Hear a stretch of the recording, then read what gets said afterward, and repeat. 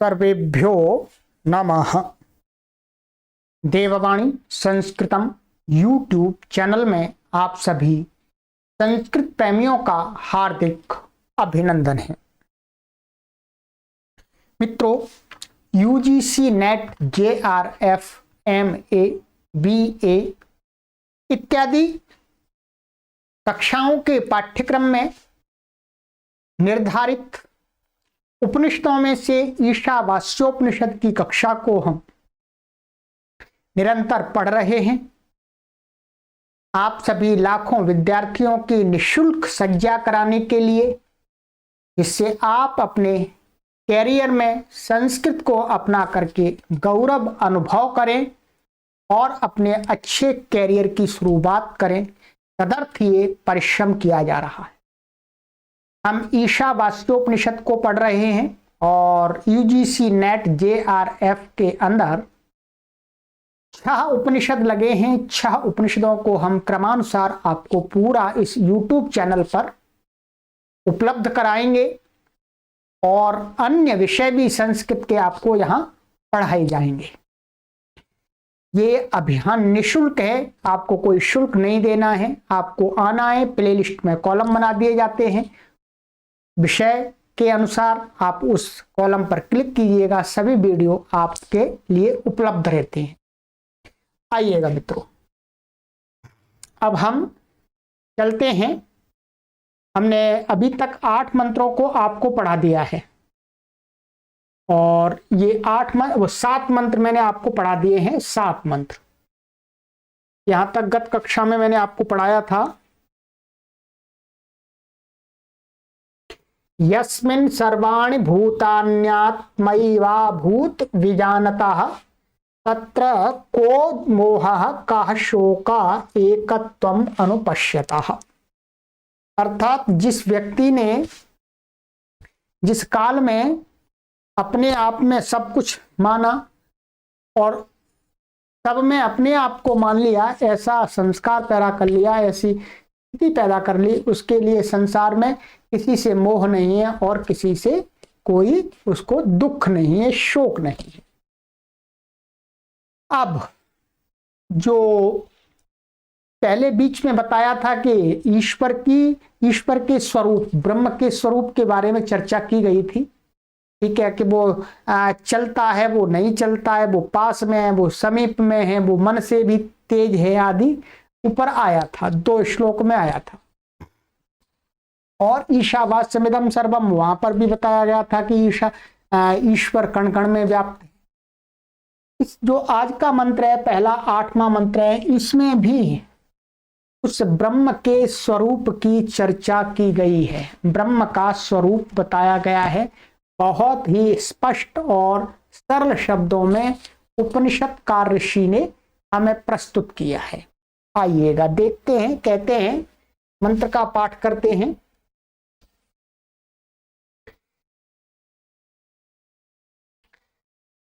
मंत्र संख्या 8।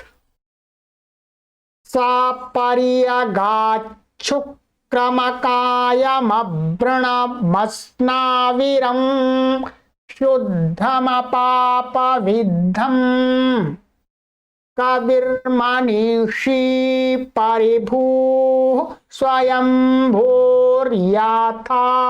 तथ्यतोऽर्थान् व्यदधाच्छाश्वतीभ्यः समाभ्यः। आपने बहुत बार सुना होगा, परंतु अभी हम परीक्षा की दृष्टि से आपको उतना ही संक्षिप्त बताएंगे, अर्थात सरल जो शब्दार्थ है, मुख्य रूप से आपको जो परीक्षा में कार्य आएगा।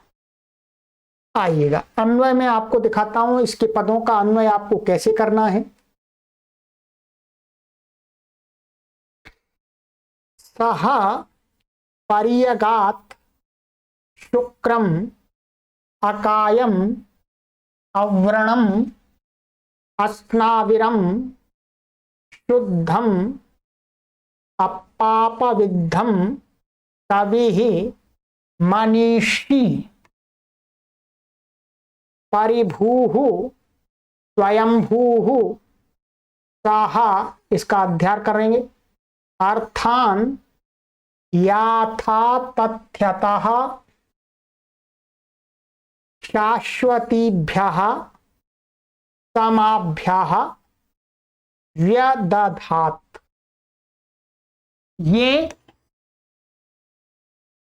इसका अन्वय हो गया। अब आप आराम से अर्थ कर सकते हैं, अब तो कोई कठिनाई नहीं है। सभी शब्दों को मैंने अलग करके रख दिया, क्रम में रख दिया। अब देखिएगा सरल बन गया अर्थ। कहते हैं साहा माने वह ब्रह्मा, वह जो परमात्मा है, जिसको परमात्मा कहते हैं, इसको ब्रह्मा कहते हैं, ब्रह्म कहते हैं, विष्णु कहते हैं। कहते हैं वह कैसा है? पर्यगात। पर्यगात माने सब जगह फैला हुआ है।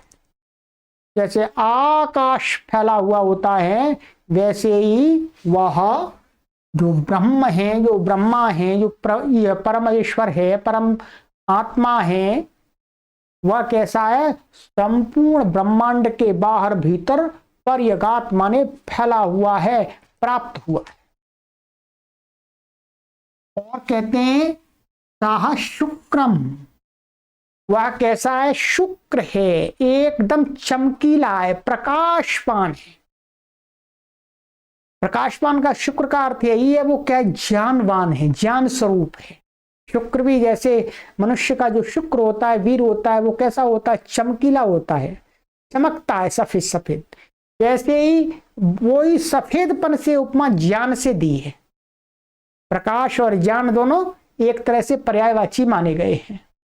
तो जहां पर ज्ञान होता है, वह प्रकाश होता है, तो ईश्वर क्या है? ज्ञान स्वरूप है, शुक्र है।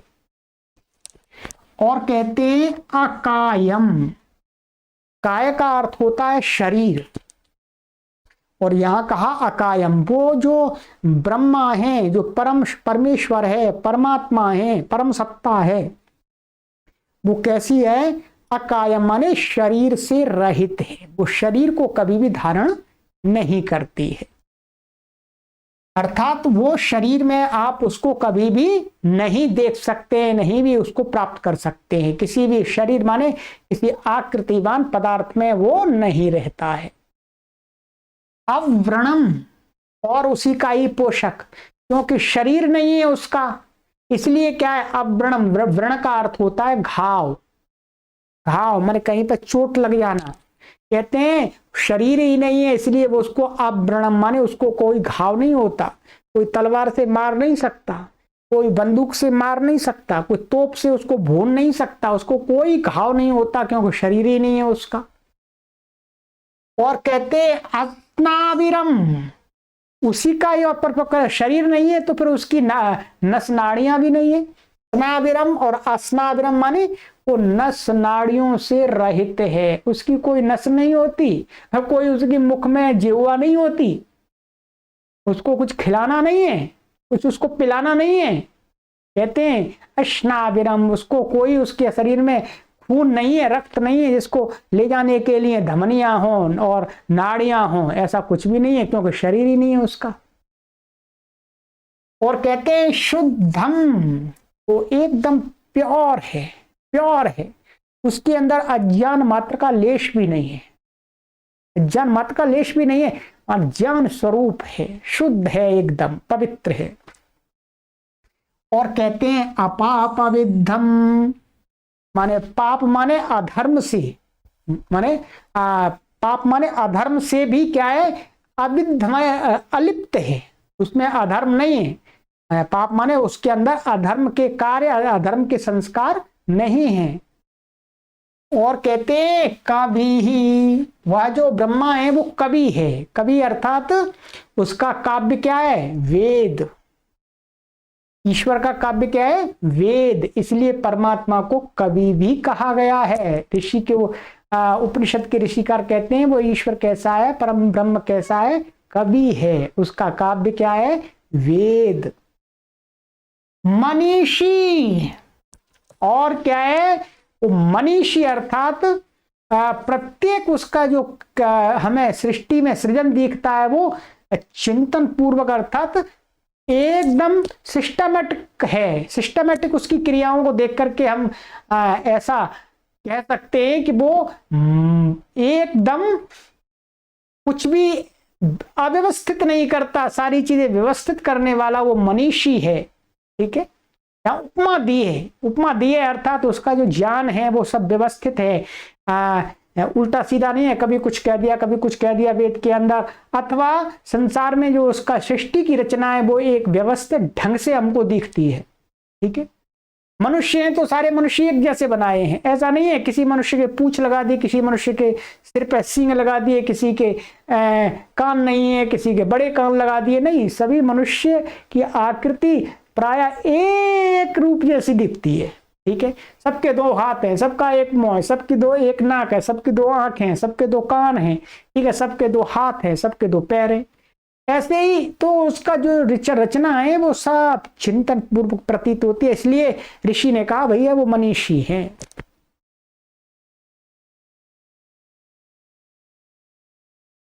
और कहते हैं परिभू, माने परिभू का अर्थ है वो परित, माने सब जगह वो व्याप्त है, माने उसी का इसी का ही एक तरह से विस्तार है, उसी का ही और कहा है कि वो सब जगह परिभू, परितः भू, माने सब जगह उसकी सत्ता है।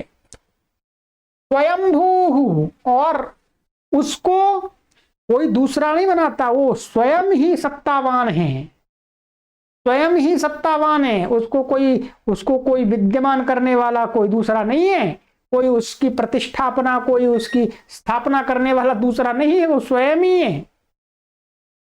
और कहते हैं साहा, ये हमने अध्याय करना पड़ेगा यहाँ पर, साह माने स्वयंभू, वह माने ये वाला वह लगाना पड़ेगा, सा माने वह ब्रह्म, ऐसा अर्थान याथा तथ्यता शाश्वतीभ्यः समाभ्यः व्यदधात्, माने वह ब्रह्म अर्थान याथा तथ्यतः, माने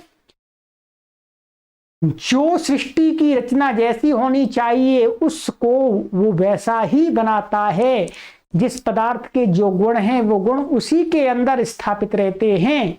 ठीक है, तो इस प्रकार से क्या है वो जो जैसा है उसको वैसा ही शाश्वतीभ्या समाभ्या व्यदधात, माने अनादि काल से अनंत काल तक, ठीक है, शाश्वत हमेशा से, समाभ्या माने हमेशा के जो ये हम वर्ष आदि मानते हैं, तो निरंतर वो इसी प्रकार से सृष्टि का सृजन और ध्वंस चलता रहता है उसका नियम पूर्वक। ऐसा क्या है, कहते व्यदधात, माने कहते हैं धारण करता है, माने इस प्रकार का वो कार्य करता है, ऐसे कार्य करने वाले ऐसे स्वरूप वाला क्या है, वह ही ब्रह्मा है, उसको ही हमें उसकी ही उपासना करनी चाहिए। ज्ञानी लोग, विद्वान लोग इस प्रकार के ब्रह्म की उपासना करते हैं, उसका ध्यान करते हैं, उसका चिंतन करते हैं। चलिएगा, इस मंत्र में ये बता दिया, ब्रह्म का स्वरूप बताया मोटा मोटा। चलिए आगे चलते हैं, स्पष्ट हो गया, प्रत्येक शब्द का मैंने आपको अर्थ बता दिया है। ठीक है, आइएगा आगे, कहते हैं मंत्र संख्या 9।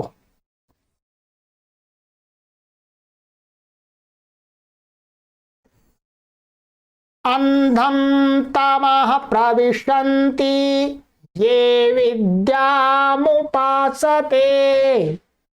ततो भूय इव ते तमो या ओ विद्यायां रताः।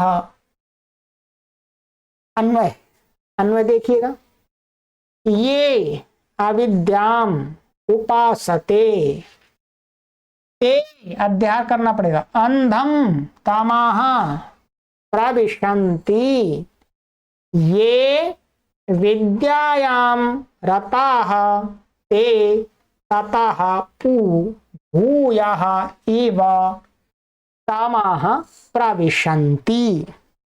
ठीक है, बहुत सरल है, कुछ कठिन नहीं है। अब कहते हैं कि जो ऊपर वाले स्वरूप वाले ब्रह्म को जानते हैं, ठीक है, और संसार में लोग हैं, ठीक है, तो यहां पर बताया जा रहा है कि संसार में दो प्रकार के लोगों की गति बताई जा रही है। एक तो जो केवल कर्म में ही लगे रहते हैं,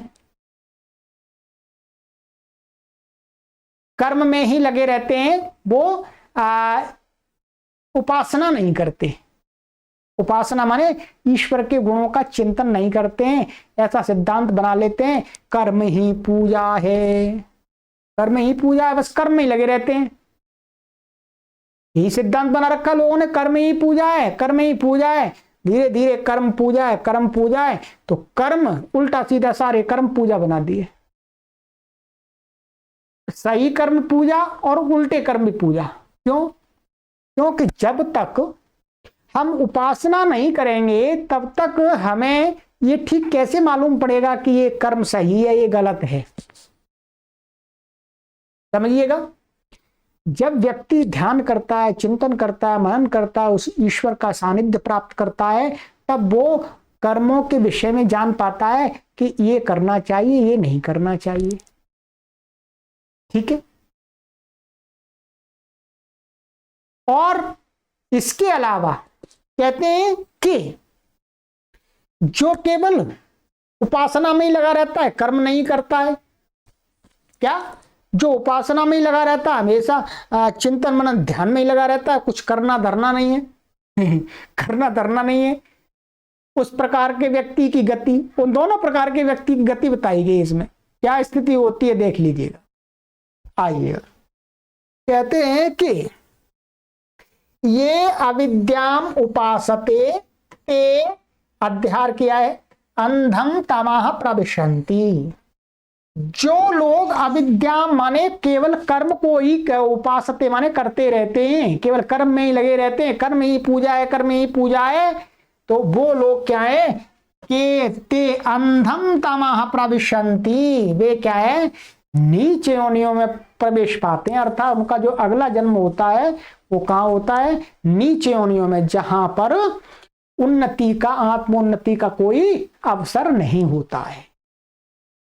और कहते हैं ये विद्यायाम रताः, और जो केवल विद्यायाम माने केवल उसमें ही लगे रहे, उपासना में ही लगे रहे, ध्यान में ही लगे रहे हैं, ठीक है, और केवल इसी शब्द में ही लगे रहे हैं, ठीक है कर्म नहीं करते हैं।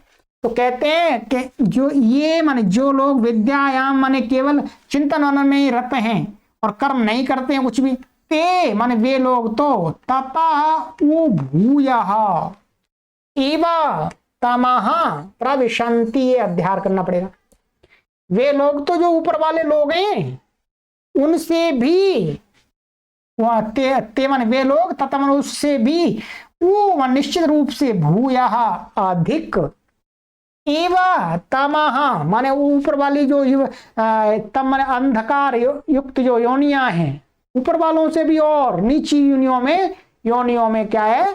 प्रविशन्ति, प्रवेश करते।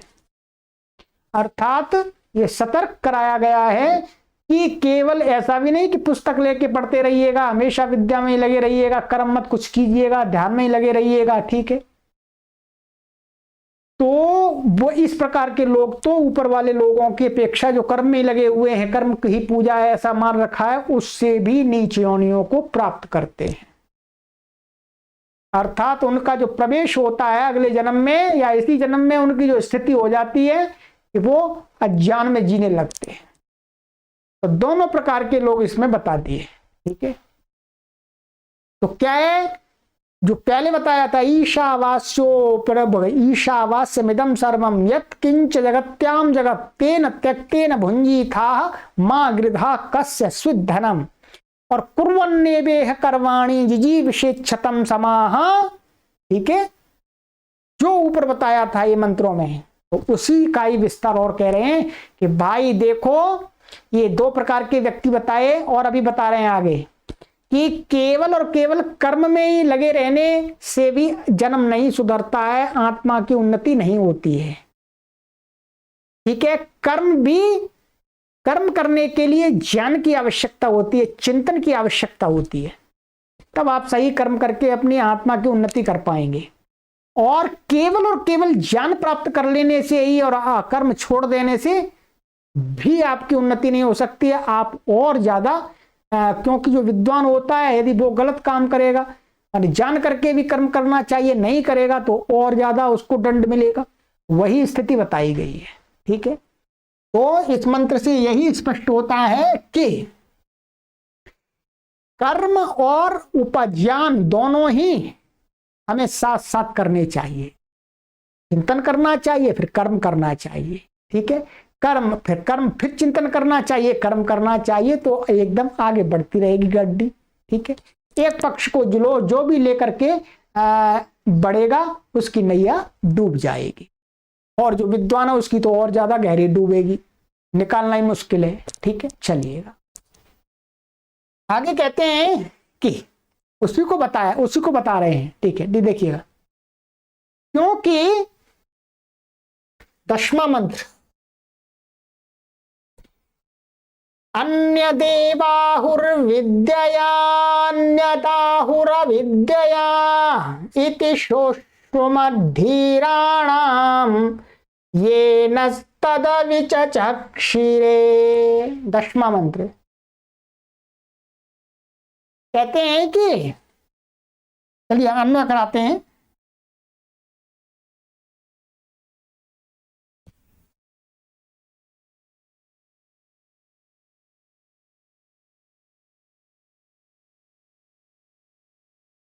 अन्वय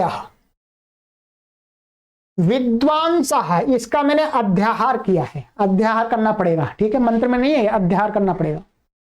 अध्याहार माने यहां पर संगति लेकर पड़ेगी। विद्वांसः विद्यया अन्यत, और अन्यत के साथ फलम, अध्याहार करना पड़ेगा। आहुः अविद्यया अन्यत फलम आहुः इति वयम धीराणाम वचनानि सुश्रुमा ये नः तत् विचचक्षिरे। ठीक है,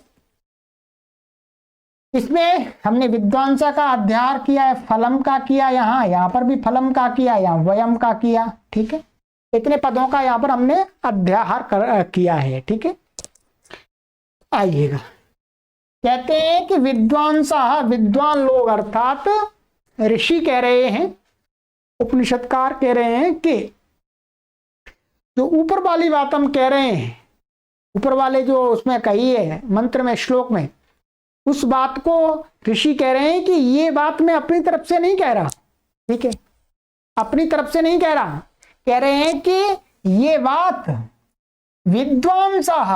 विद्वानों ने कही है। क्या कही है?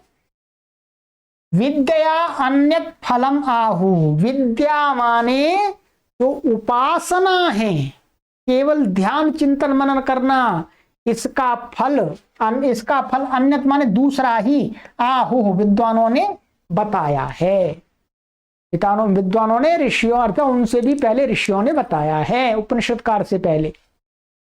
अविद्या अन्यत फलम आहु, और अविद्या से माने कर्म मात्र से, कर्म ही पूजा के सिद्धांत से उसका कोई दूसरा ही फल बताया है। अन्यत फलम आहु, आहु माने कहा है या कहते हैं। ठीक है, इति माने ये बात, वयम ऋषिकार कह रहे हैं, तो उपनिषदकार कह रहे हैं, ऋषि कह रहे हैं कि वयम माने हमने, धीराणाम वचनानि सुश्रुमा, जो धीर लोग हैं अर्थात जो क्या है, समाधिस्थ लोग हैं, जिन्होंने ब्रह्म के साथ अपना साक्षात्कार किया है, ब्रह्म का साक्षात्कार किया है, ऐसे विद्वान ज्ञानी लोगों के वचन सुश्रुम माने हमने, वयम माने सुश्रुम माने सुना है, सुने हैं।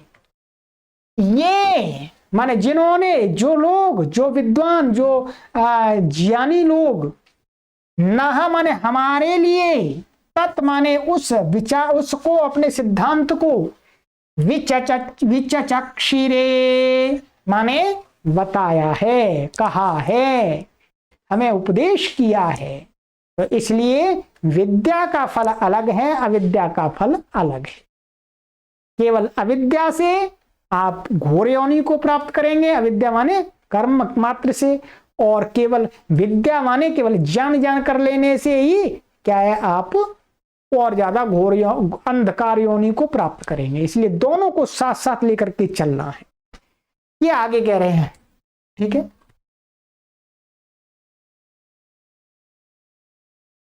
चलिएगा। उसी बात को क्या सुना है, क्या सुना है वो बात सुनिए, उसके साथ में कहते हैं कि ऐसा कहा है उन लोगों ने। देखिएगा 11वां मंत्र आ जाइएगा।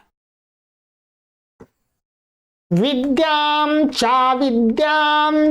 यस्तद् वेदो भयं सः अविद्यया मृत्युम तीर्त्वा विद्ययामृतमश्नुते। अन्वय देख लीजिएगा, आइए। अन्वयः यः तत उभयं विद्यां च अविद्यां सः वेद सः अविद्यया मृत्युम तीर्त्वा विद्यया अमृतम अश्नुते। बहुत सुंदर बात बताइए। कहा उन्होंने ये कहा है कि जो व्यक्ति तत् उभयम माने विद्याम च विद्याम माने विद्या और अविद्या माने कर्म और ज्ञान, ठीक है, दोनों को सह वेद माने साथ साथ जानता है, साथ साथ अपनाता है। सह अध्याय किया है, वह व्यक्ति अविद्या मृत्युम तीर्थवा माने अविद्या माने कर्मोपासना से कर्म करके क्या मृत्यु को पार हो जाता है, अर्थात मरण रूपी शरीर जो रूपी दुख है उनसे दूर हो जाता है। और विद्या अमृतम अश्नुते, और क्या है ध्यान चिंतन से क्या है वो ईश्वर को प्राप्त कर लेता है, अमृत को प्राप्त कर लेता है। तो इस प्रकार से क्या है विद्या का और अविद्या का फल अलग बताया, परंतु विद्या और अविद्या दोनों को साथ ले लेकर के, विद्या और अविद्या का अर्थ क्या है, विद्या माने कर्म उपासना और विद्या माने ज्ञान उपासना, तो दोनों को साथ करके जो जीवन जीता है वही अंततः मुक्त होता है। यह बात इस मंत्र तक हमें ऋषि ने समझा दी। मैंने आपको बिल्कुल सरल शब्दों में समझाया है। चलिएगा आगे की कक्षा में मिलेंगे 12वें मंत्र से मित्रों, और अपना सहयोग हमें निरंतर बनाए रखिएगा जिससे हम आपके लिए अधिक से अधिक सामग्री उपलब्ध करा सके। चलिए सर्वेभ्यो नमः।